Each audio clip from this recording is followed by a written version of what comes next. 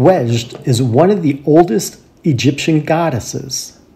Wedged was revered as the goddess of childbirth, the protector of children, and in later years she became the protector of the pharaohs. Wedged was the Egyptian goddess who protected Egypt from the forces of chaos. The mask of King Tut features the cobra image of Wedged on top. So how does this all connect into the Exodus story? Wedged was a snake.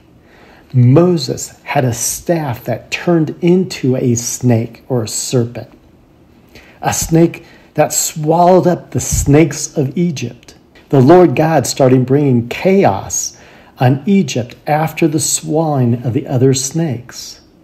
The snake goddess that protected from chaos was eaten by Moses' snake staff. The very snake goddess that gave protection and authority to Pharaoh was swallowed. Pharaoh's authority was now in question. Moses used the staff that turned into a snake to divide the Red Sea. Not long after crossing the Red Sea, the Gulf of Aqaba, there is this picture carved on a rock. A few snakes can be seen. Notice there's a man standing on the edge of the rock. In his right hand, and only one hand, is a staff. If you look closely at the staff, it looks like the staff has a snake head. Exodus 14:16 says, "As for you, Moses, lift up your staff and reach out with your hand over the sea and divide it. And the sons of Israel shall go through the midst of the sea on dry land." A friend of mine and I have been looking for Marah, where the bitter waters were turned into fresh water. So far, we're not sure if we found Marah. But this rock art is in the very place you would think someone might draw a picture of Moses lifting up his staff near Marah. That the staff is a snake makes this that much more in line with the Exodus story.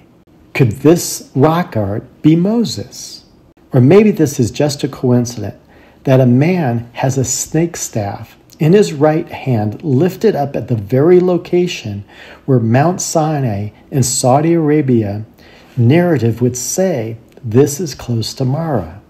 Now there's this other thing hanging down from this man's shoulder. What is this?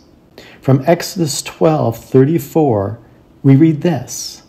"So the people took their dough before it was leavened, their kneading trough being bound in their cloaks on their shoulders." Is this a very picture of the kneading trough in the cloak hanging from Moses' shoulder?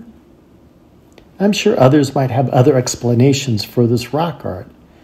But Moses, at the edge of the Red Sea, raising his staff in his right hand and having a kneading trough hanging from his shoulders, makes pretty good sense to me.